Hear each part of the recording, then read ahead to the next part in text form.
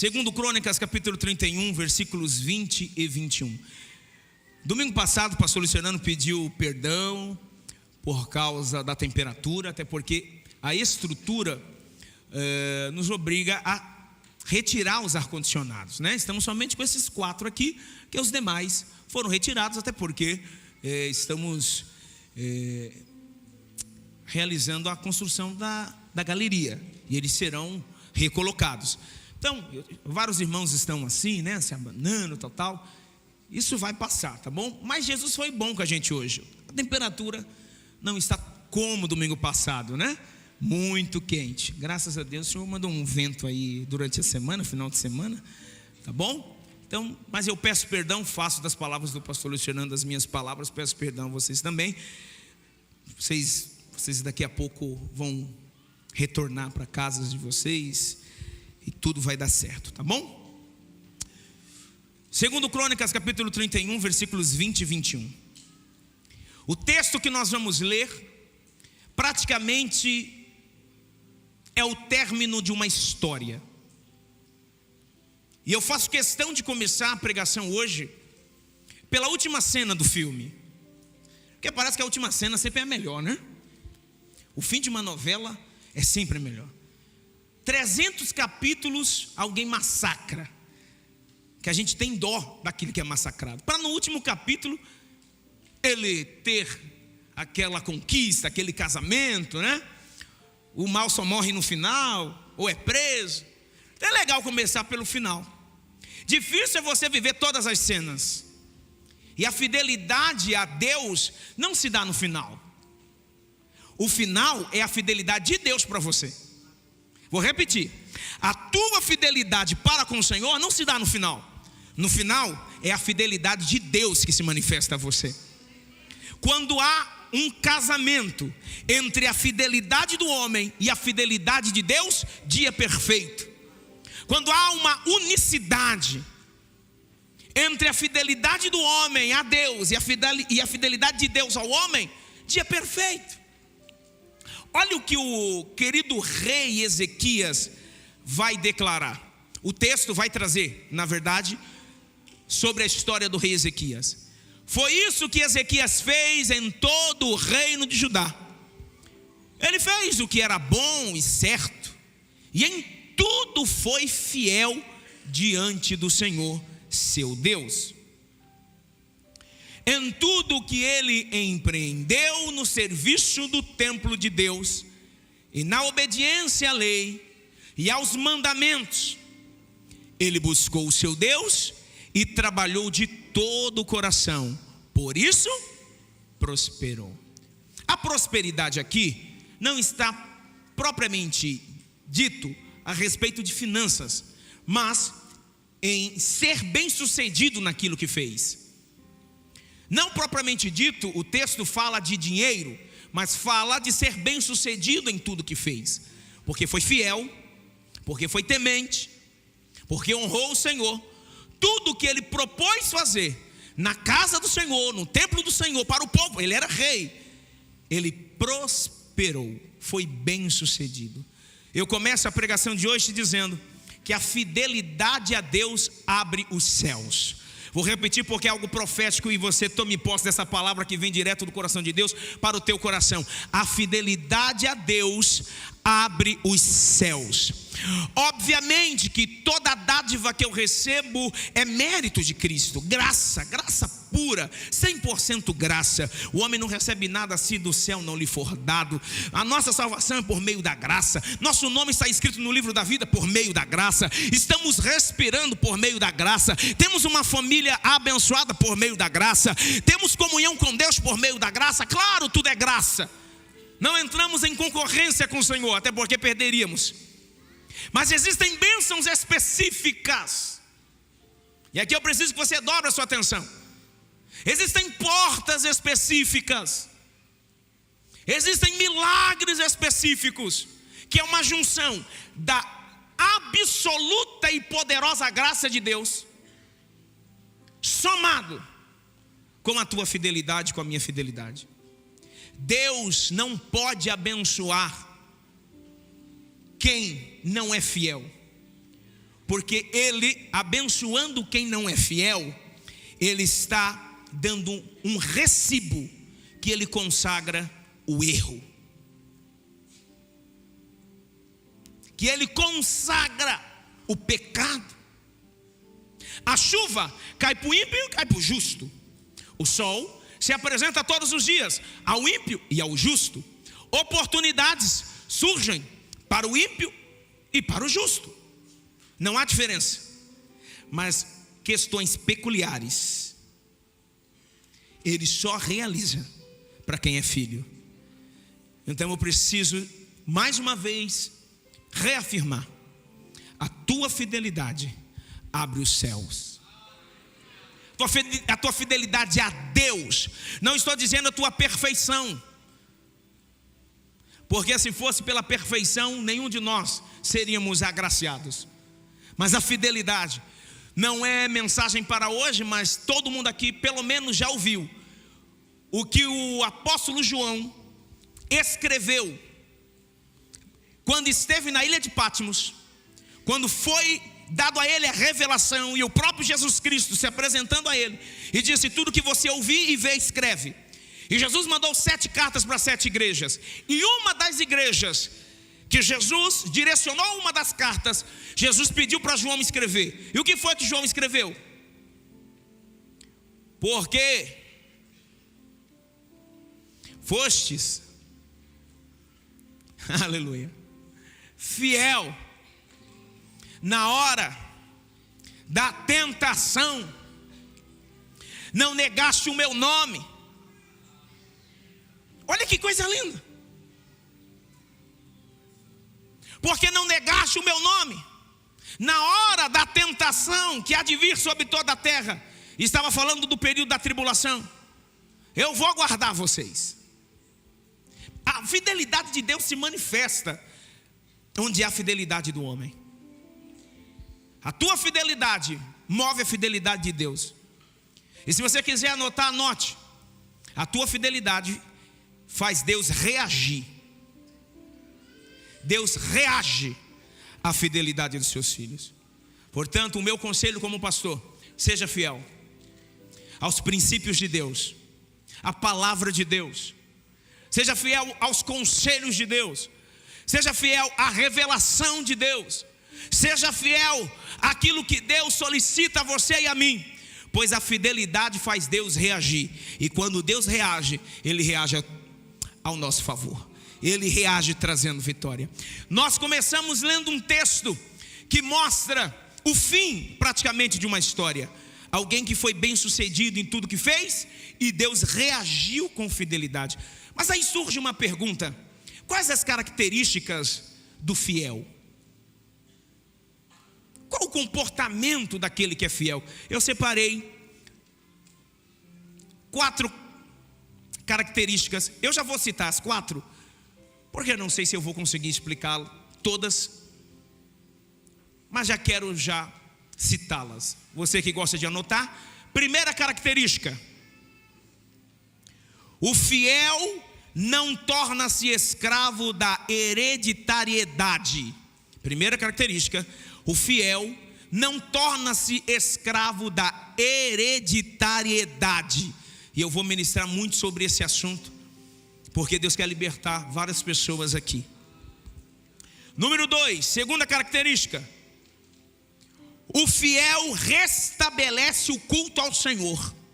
O fiel restabelece o culto ao Senhor.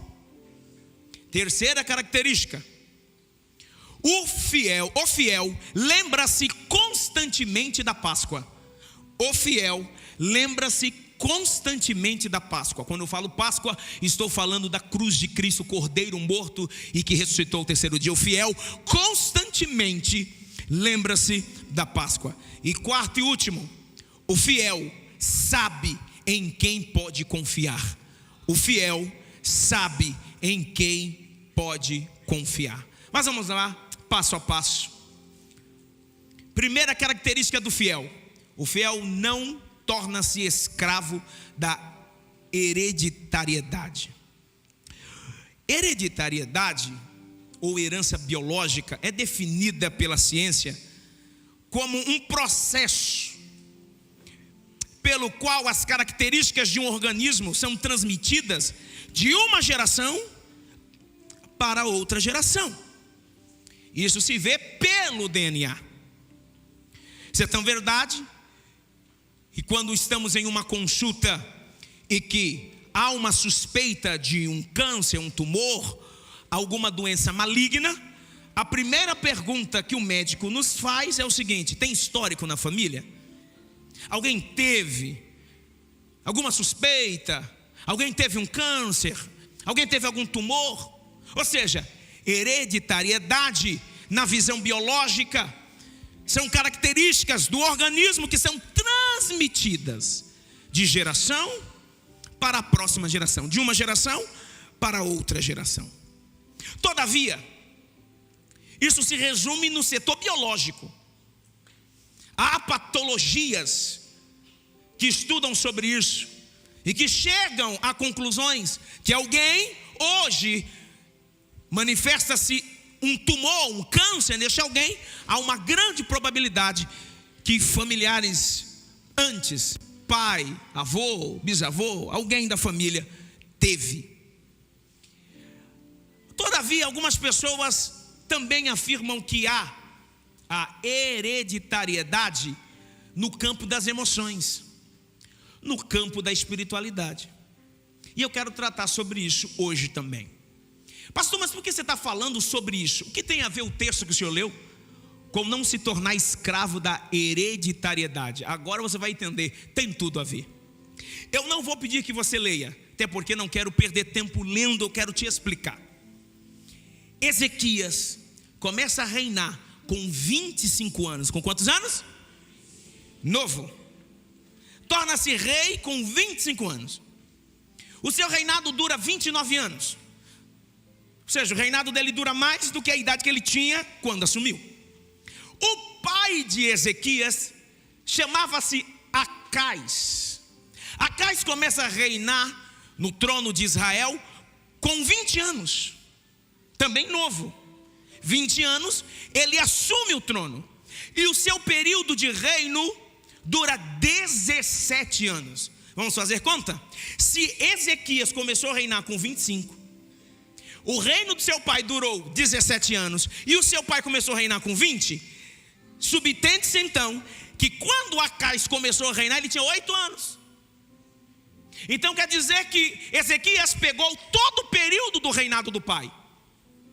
Ezequias participou do reinado do pai, mesmo sendo criança, com 8 anos de idade.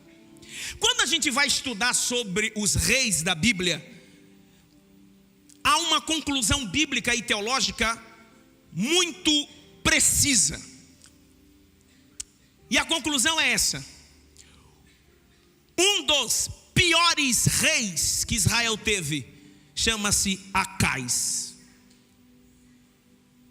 Um dos piores líderes monárquicos que Israel teve, o nome dele se chama Acais, pai do rei Ezequias. Durante 17 anos, esse camarada fez tudo que desagradava a Deus. Tudo. Além da vida devassa, ele fecha o templo, exclui os sacerdotes, expulsa os levitas, começa a fazer alianças políticas com outras nações, com outras divindades, entre elas Balaíns. E quando eu falo esta expressão, me causa um transtorno interno. Sabe por quê? Porque não bastasse fechar o templo, ou seja, calar a adoração, expulsar o ritual, expulsar a aliança com Deus, expulsar os sacerdotes, expulsar os levitas. Durante anos Israel não adorou, durante anos Israel não prestou sacrifício. Por quê, pastor Lúcio? Ele expulsou, ele fechou as portas. Imagine se fosse em nossa época. Acais manda fechar todas as igrejas. Mas a questão não é só física. Você fala, eu adoro a Deus no particular, e ele manda investigar quem está adorando, quem está sacrificando, quem está tendo alguma prática religiosa, porque ele vai mandar matar. Pasmem, não é Satanás, Pasmem, não é um líder de outra religião. Pasmem, é um rei que está sentado no trono de um povo que tem dono. É um rei que subentende-se que ele deveria ser a referência de uma vida devota, de uma vida de adoração, de uma vida de entrega. Mas pelo contrário, a referência de Acais, a biografia de Acais, o histórico de Acais foi o pior de todos os reis que já passaram pelo trono de Israel. Pastor, mas por que o senhor falou que causa um transtorno quando o senhor cita Balaíns? Está no plural Balaíns, tá? Porque a característica, segura aí, você está pronto? Está pronto para ouvir? Esse camarada que deveria ter aliança somente com Deus, começa a fazer aliança com um monte de nações. E a Bíblia diz, tudo em Crônicas 28, 29, 30, 31, você vai ler em casa. A Bíblia diz que ele começa a montar altares nos altos, monta altares em Jerusalém, monta altares, tudo para outros deuses. E entre esses deuses, os deuses Balaíns. Sabe qual é a oferta que os Balaíns exigiam? Faz ideia?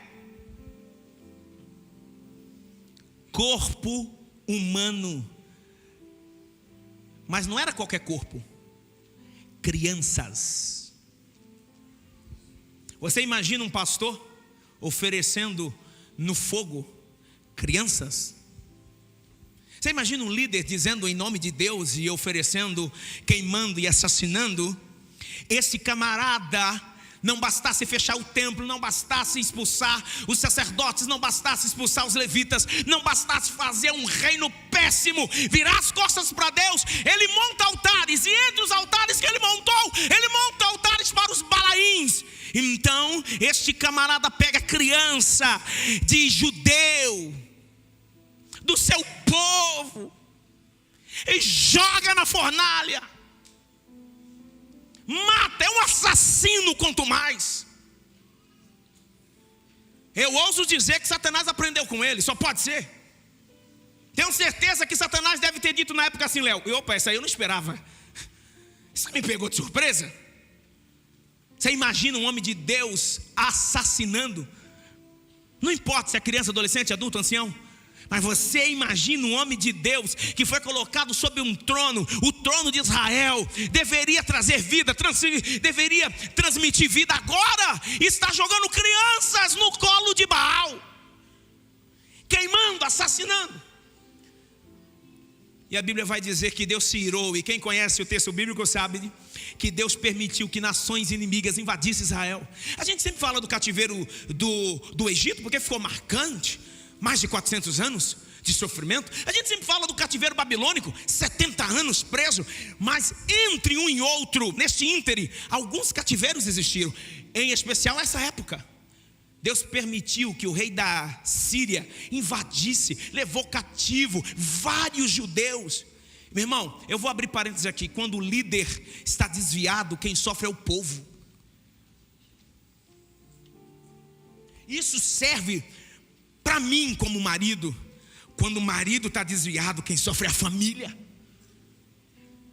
Quando a esposa está desviada, quem sofre é a família. Quando eu faço das oportunidades que Deus me deu o meu trono, meu trono, quem manda aqui sou eu, quem faz aqui sou eu, começo a me equivocar. Agora eu quero chegar na parte da hereditariedade. Este camarada começa a reinar, e ele tem um filho chamado Ezequias, e este camarada começa a reinar junto com seu pai, ou participa do reinado do seu pai, quando ele tinha 8 anos. Quantos anos? 8 anos. Se hoje uma criança de 8 anos a gente já fala é criança, imagine naquela época. 8 anos era quase recém-nascido. Levando em consideração a própria tradição judaica, que falava que um homem poderia ser considerado homem entre 30 e 40 anos. 8 anos estamos falando de um bebê, praticamente. Agora pense comigo, eu quero trazer vocês para essa história. 8 anos de idade seu pai começa a reinar. Um coração totalmente desviado, um coração totalmente afastado de Deus, cruel, assassino, profanador, inimigo de Deus, inimigo de tudo que diz respeito a Deus, assassino, aliançado com Satanás, 8 anos, 9 anos, 10 anos, 12 anos, 15 anos, 16 anos. E segundo a tradição monárquica, um rei prepara seu sucessor. E ele começa a preparar seu filho Ezequias. E eu te pergunto, qual era o tema da aula?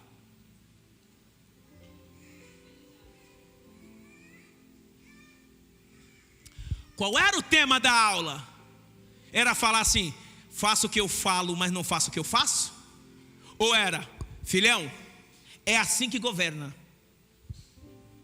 Filhão, é assim que você manda, que você mostra quem manda. Comigo?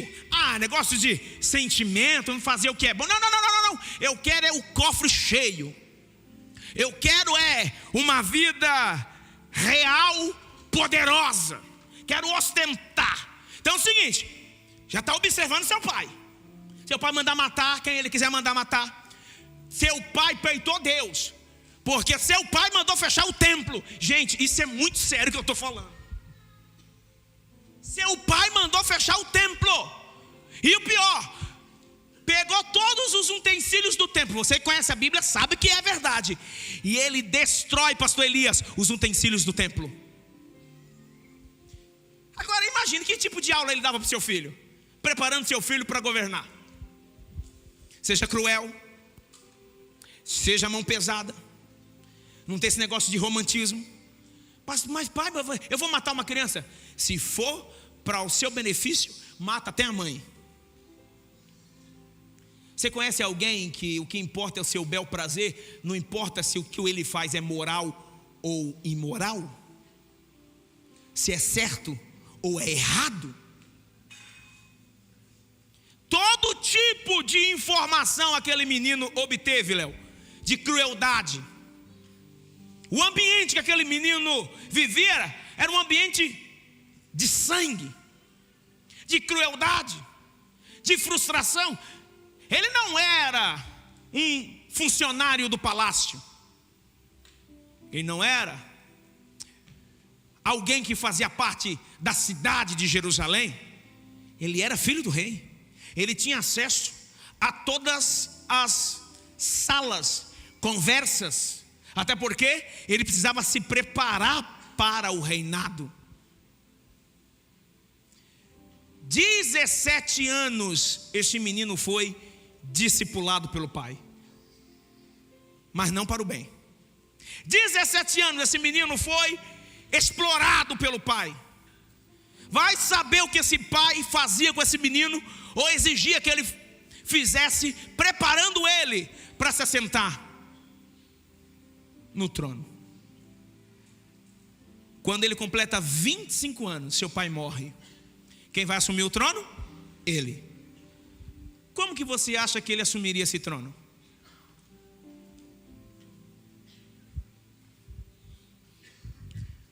Qual a referência que ele tinha? Qual a referência que ele tinha? Quem manda aqui sou eu. Qual a referência que ele tinha? Assassinato. Qual a referência que ele tinha? Crueldade, aliança política, aliança com outras divindades. Qual a referência que ele tinha? Maldade. Mas sabe o que eu aprendo aqui? Que hereditariedade não pode ser confundido com comportamento. Nós estamos nos comportando de um jeito e estamos justificando a nossa herança, como o que eu sou hoje, o que eu herdei ontem. Aí hoje nós temos desculpa para tudo. Sabe por que eu sou assim? Eu herdei de papai, eu herdei de mamãe, eu herdei do meu vovô, do meu tataravô. Daqui a pouco vai chegar em Noé. Eu herdei de Noé. Um grande problema é que nós estamos confundindo hereditariedade com comportamento.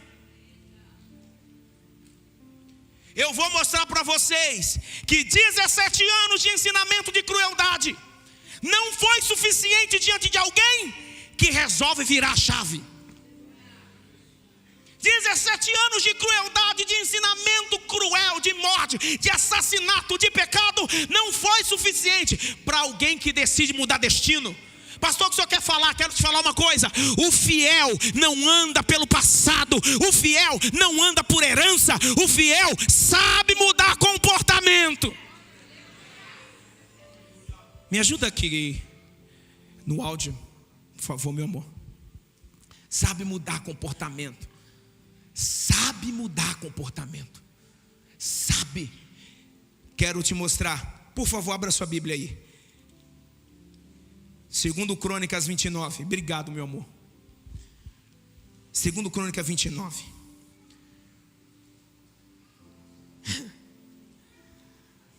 Meu Deus do céu.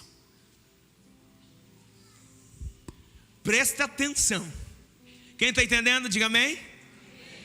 Vai cair por terra essa desculpinha. Eu sou assim, isso é de família.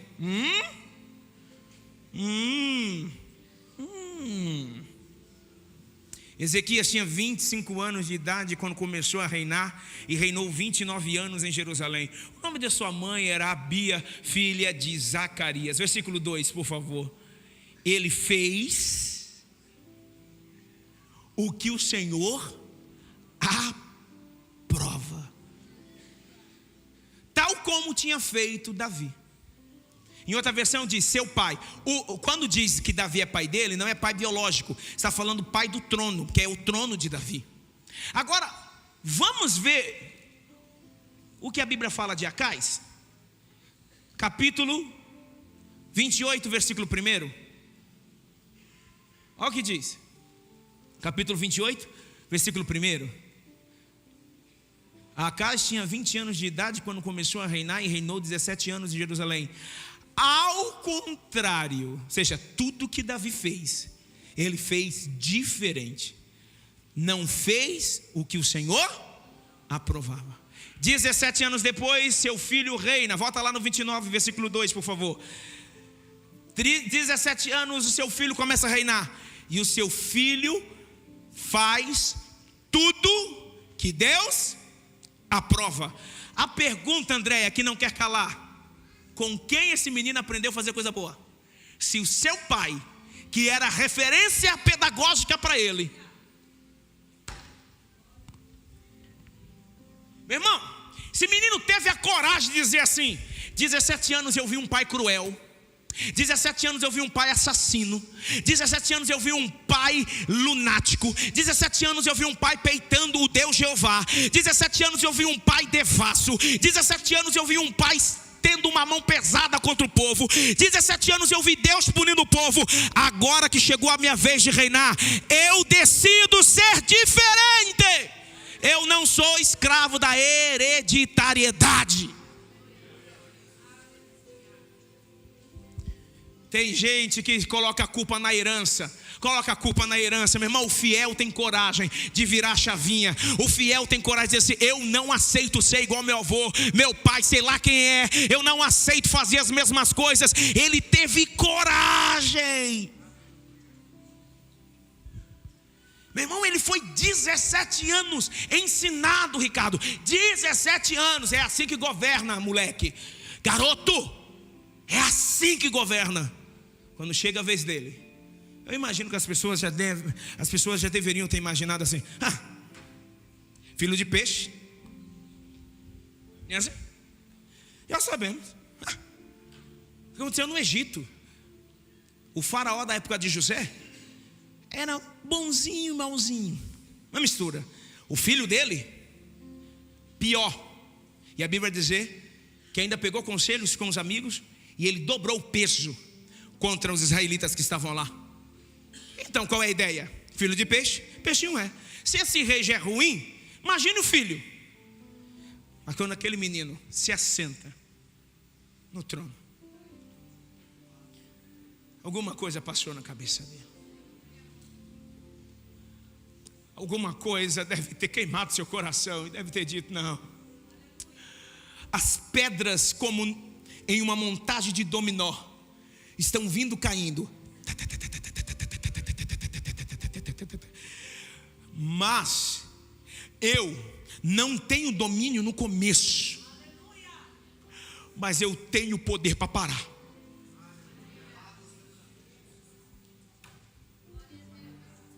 Eu não sou escravo da hereditariedade. Eu não sou escravo do trauma do meu passado. E Deus está falando cirurgicamente aqui. Hoje é noite de libertação. Chega de carregar um peso chamado passado, hereditariedade. Sabe como eu sou? Não, eu não sei como você é. Eu sei como você deve ficar. Paulo escreveu aos Coríntios. E eu estou falando agora para crente, Paulo escreveu aos Coríntios, capítulo 5, versículo 17. Portanto, se alguém está em Cristo, é nova criatura. As coisas velhas já se passaram, eis que tudo se fez novo. Tudo é novo.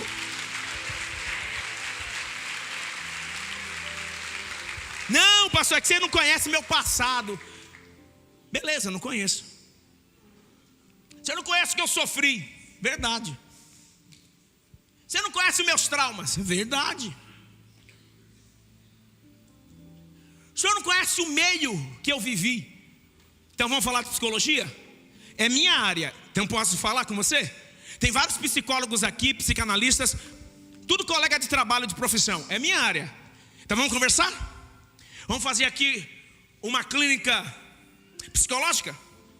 Existe uma abordagem, entre tantas abordagens psicológicas, que um psicólogo opta em utilizá-la. Existe uma que se chama behaviorismo. E o que essa abordagem diz? Que o homem é produto do meio. Exemplo: eu fui criado em uma comunidade. Não pode falar favela, agora é comunidade. Fui criado em uma comunidade. Logo, se eu optar, ou seguir, ou pegar um atalho do crime, é justificável. Por quê? Onde eu nasci? Sou produto de quem? Se eu fui criado em um ambiente familiar que os pais quebravam o pau, só briga, eu vou crescer nesse ambiente, eu sou o próximo a brigar. Por quê? Eu sou produto do meio. Vovó foi alcoólatra, papai foi alcoólatra. Já me dá 51 porque eu sou o próximo. Por quê? Eu sou produto do meio. Ei, mas quem foi que disse para você que a abordagem psicológica behaviorista está correta? Quem foi que te disse isso? Quem foi que te disse que o meu comportamento você tem que repetir? Eu tenho poder suficiente para dizer: vou repetir processos ou comportamentos, ou não vou me comportar como meu pai se comportou, não vou me comportar como minha mãe se comportou, não vou me comportar como meu avô se comportou. Hoje nós estamos vivendo de desculpas. Por que você não muda? Porque papai era assim. Não, eu estou debaixo. Os irmãos, olha, eu tenho uma agonia com esse negócio de maldição hereditária. Misericórdia. Tem maldição hereditária. Vamos lá. Pastor, existe maldição hereditária? Resposta: sim. O que eu falei? Para crente não. Crente pode, num processo de santificação, cada dia matar o velho homem. Mas a partir do momento que ele recebeu Jesus, na hora eu recebo Jesus como meu Senhor, acontecem automaticamente 3 coisas. Primeiro, justificação. Eu sou perdoado dos meus pecados, e se eu morrer agora, salvo estou, não importa o que eu fiz no passado. Segunda coisa que acontece: regeneração. Regeneração é a nova vida. A nova vida, ela não é me dada aos poucos. Não. No dia que eu aceitei Jesus, vem um pacote completo. Nova vida. Mas acontece uma terceira coisa: santificação. Santificação é processual. Justificação e regeneração são 2 atos automáticos. Santificação é processual. Então, no processo de santificação, vou caminhando, no processo de santificação, o meu velho homem vai morrendo a partir do momento que eu vou dando passos no processo de santificação. Agora, pastor, então quer dizer que cada passo que eu dou na santificação, eu recebo uma porção da nova vida? Não. No dia que você aceitou Jesus, você recebeu a vida completa. É que quanto mais você caminha na santificação, mais o velho homem vai dando espaço para um novo homem. Então isso acontece. Mas maldição, não. Eu já acabei de ler para vocês o que Paulo fala sobre a nova criatura. Romanos 8:1. Nenhuma condenação há para os que estão em Cristo Jesus. Quem está debaixo do governo de Jesus não está debaixo de maldição. Não, sabe o que é, pastor? É que não vai nada bem financeiramente. Mas a minha é histórico da minha família. O quê? Você chama agora má administração de maldição? É que a gente quer terceirizar. Estou quebrado financeiramente, sabe? Nunca minha família. Gente, sabe quantas pessoas eu escuto dizendo assim: na minha família ninguém tem um diploma universitário. É uma praga que tem. Irmão, não ter um diploma universitário não é o fim do mundo. Agora, será o fim do mundo se você acreditar que você está debaixo de praga, de maldição. Eu entendo que financeiramente pode ser que ninguém teve condições de fazer. Eu entendo que diversos fatores acontecem que impedem alguém ter um diploma universitário. Mas maldição não, porque você é crente. Quem é crente? Deixa eu ver quem é crente aqui. Quem é crente? Não, se você é crente, levanta a mão. Você é crente? Você é crente de Jesus? Você é livre, irmão. Você é livre. Eu gostaria que projetasse aqui e você pudesse abrir também 2 Coríntios capítulo 3, versículo 17.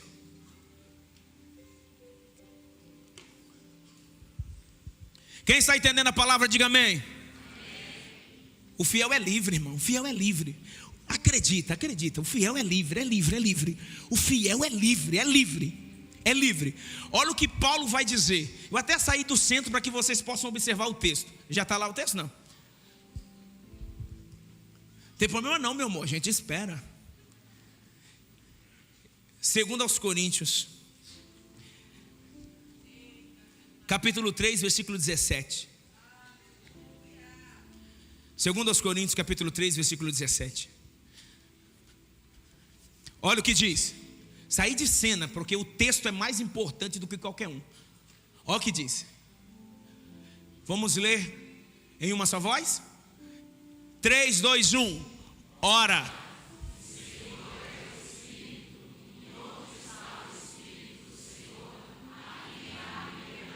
Amém. Vamos analisar o texto gramaticalmente. O primeiro texto não diz aonde. Aonde traz uma característica de movimento. Estou procurando. Aonde ele está? Aonde ele está? Aonde ele está? O texto diz onde? Lugar fixo. Lugar fixo. Onde está o Espírito do Senhor? A pergunta é: onde ele está?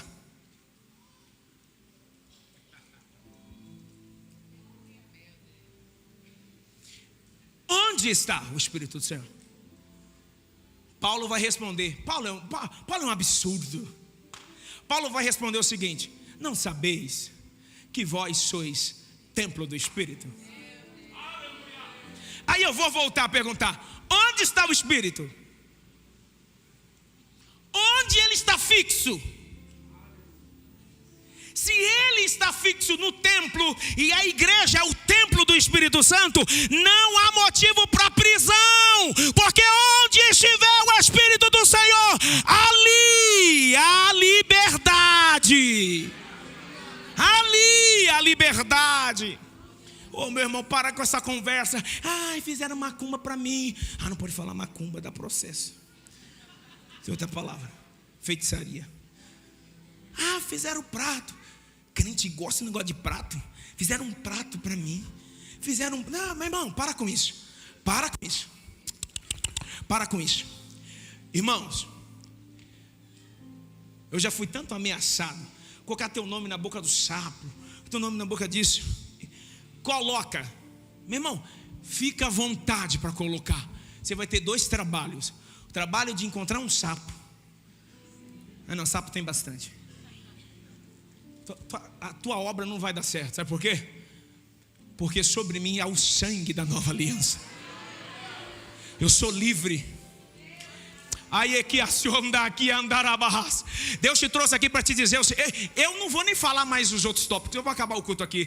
Sabe por quê? Deus te trouxe aqui só para te dizer: filho, você é livre, esse mal não toca em você. Filho, herança maldita não vem sobre a tua casa. 1000 cairão ao teu lado, 10.000 à tua direita, mas você não será atingido. Praga alguma chegará à tua tenda. Nós somos filhos. Filhos. O Espírito de Deus habita em nós. Filhos. Agora, Tiago, se alguém tem dúvida se tem o Espírito Santo ou não, aí não é problema nosso. Aí é outra coisa. Mas ele está num lugar fixo. Diferente do Antigo Testamento, que o Espírito Santo vinha e voltava, entrava e saía. Hoje não. Jesus foi claro, André, quando disse assim: eu irei, e se eu for, eu vou rogar ao Pai que envie o Consolador. Olha, e Ele vai estar convosco.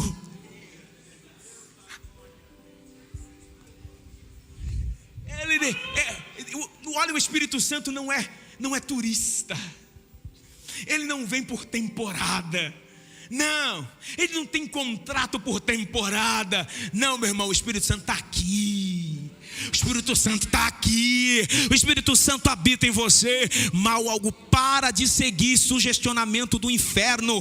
Para de seguir sugestionamento do inferno. Ah, mas fizeram uma obra contra mim. Ah, eu só vivo debaixo de praga. Ah, minha vida não tem sorte. Irmão, deixa eu te dar uma notícia, não sei se você vai gostar. Você não vive de sorte mesmo. Quem disse que você vive de sorte? Você não vive de sorte. Viu, João? Você não vive de sorte. Muito menos de azar. Sabe o que? Sabe do que a gente vive? Dos propósitos de Deus. Dentro dos propósitos de Deus, tem uma frase lá dizendo: Samuel vai chorar. Está dentro dos propósitos? Opa, ou não?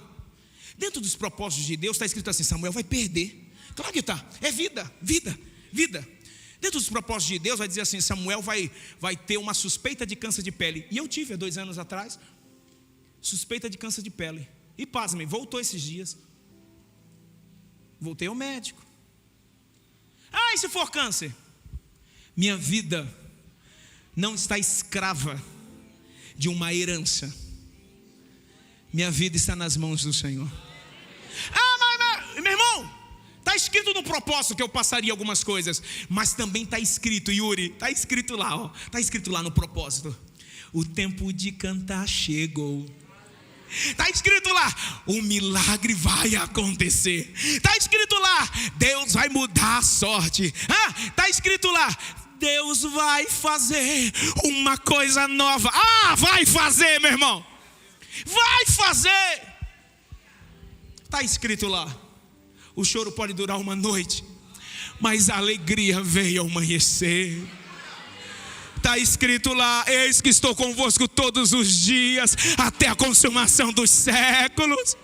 Está escrito lá que ainda que eu ande pelo vale da sombra da morte, não temeria mal algum, porque tu estás comigo. A tua vara e teu cajado me consolam. Igreja do Senhor, nós não somos escravos do trauma.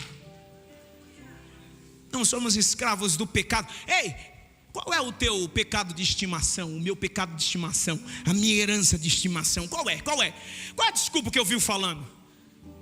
Você que gosta de anotar, anote assim. Algo muito pontual. Algo muito pontual. Não chame de hereditariedade aquilo que é comportamental. Vou repetir. Não chame de hereditariedade aquilo que é comportamental. Terceira vez: não chame de hereditariedade aquilo que é comportamental. Nós estamos confundindo comportamento com herança, porque é muito mais fácil eu culpar meu tataravô do que dizer eu posso mudar hoje. Deixa eu dizer para vocês e eu encerro.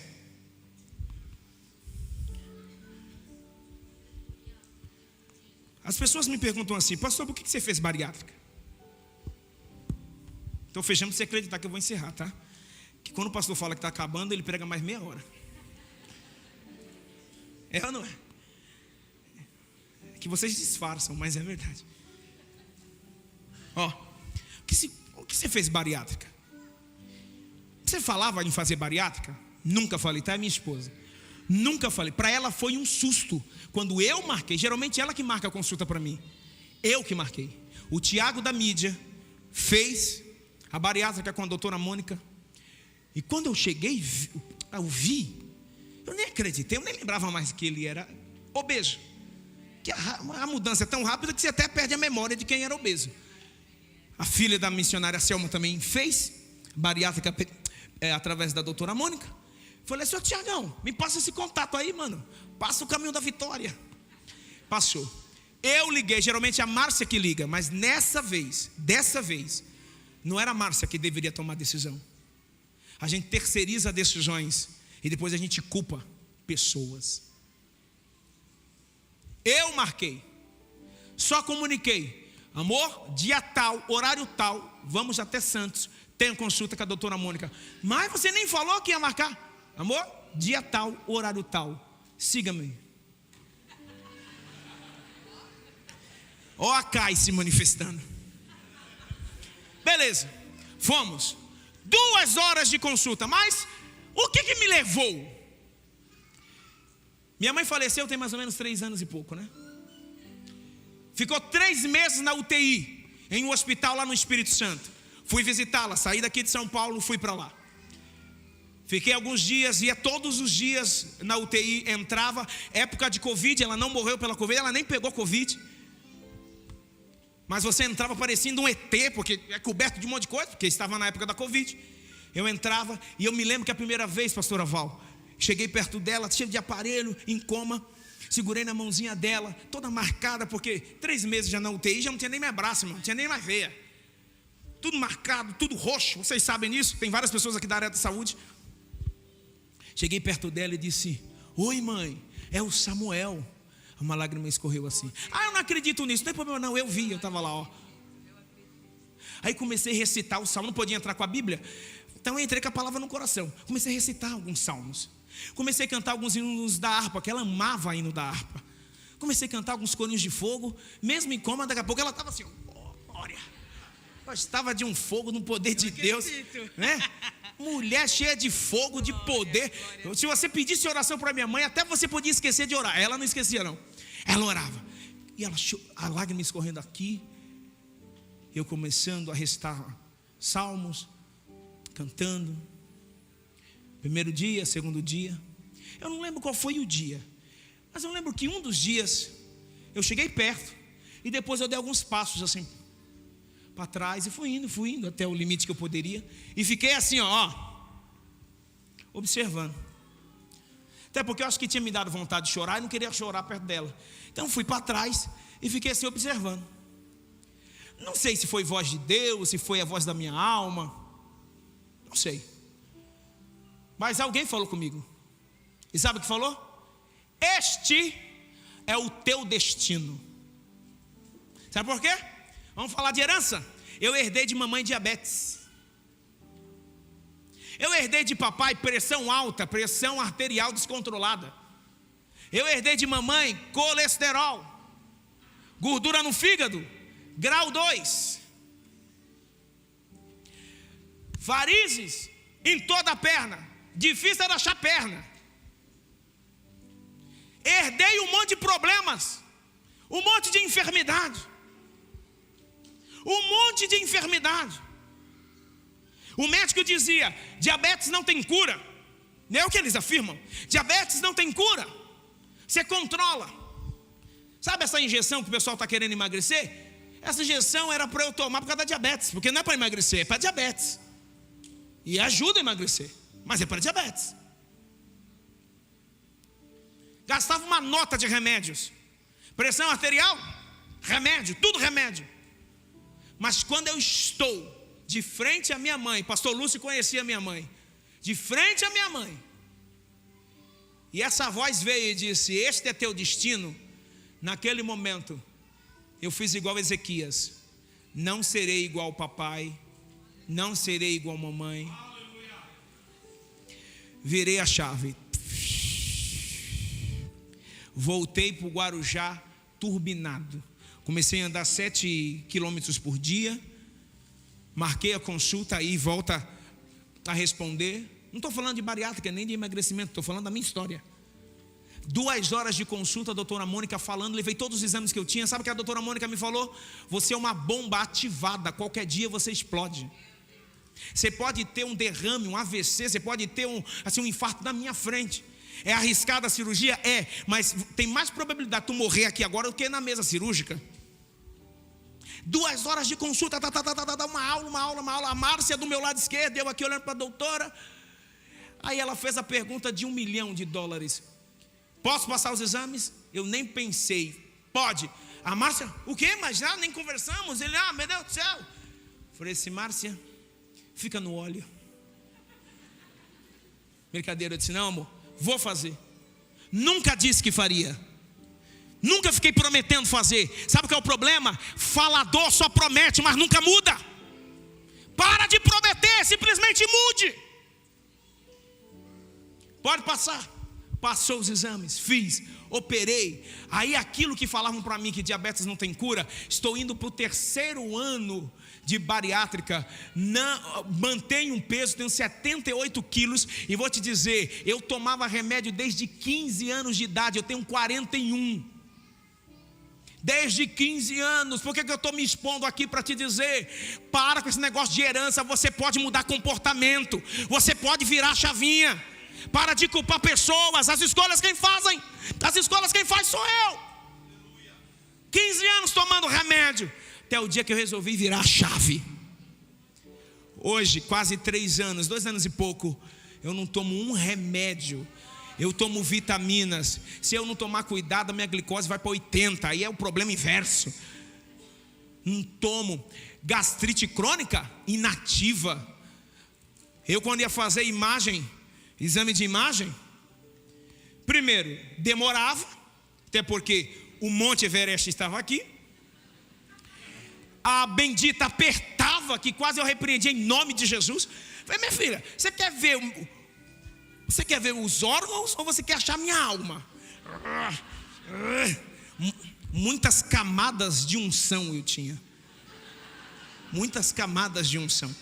É verdade. É muito pentecostal. Aí eu fui fazer de novo, porque você precisa fazer todos os anos. Deitei, falei assim: vai demorar, né? Estou aqui, aquele friozinho daquele gel do demônio. Meu Deus do céu, misericórdia, até minha alma saiu do corpo. Odeio água gelada, só toma o banho quente. Não odeio água gelada. Misericórdia, não tem um gel quente não. Beleza, passou o gel. Aí o Marcos, ele fez assim, ó. Pode se limpar. Assim. Mas já? Tão rápido? Não, já vi até mais do que deveria ver. Olha, estou descoberto. Misericórdia. Até senti falta da minha unção. Mas Senhor, é a unção, misericórdia. Irmãos, todos os meus órgãos estão em perfeita condição. Tudo. Pastor, você está se expondo por quê? Para te dizer, é possível virar a chave. É possível melhorar o casamento. Para de ficar culpando. É porque meu avô se separou, minha mãe se separou, eu também vou me separar. Para com isso. Você tem poder de fazer isso aqui, ó. Parar essa sequência. O fiel não se torna escravo da hereditariedade. Não se torna. Decida hoje. Nós vamos orar. Decida hoje. Aproveitando, eu quero repreender. Levante a mão aqui. Quem? Não é quem está sofrendo isso, mas quem tem na família algum caso de tumor ou câncer ou alguma doença que pode passar por gerações. Quem tem? Quem tem um caso? Levanta a mão assim. Fica com a sua mão levantada. Eu sei que você não está sofrendo isso, mas você está na rota. Geneticamente você está na rota. Eu quero levantar minha mão direita e levanto em sua direção. E quero pedir que o Deus eterno, o Senhor Jesus Cristo, interrompa essa sequência. Que este mal não chegue a ti. É com muita verdade que eu estou orando aqui. Que este mal não chegue a ti. Sei que é uma herança genética, sei que é um percurso biológico, mas que este mal não encontre as tuas células, nem da tua família, em o nome de Jesus.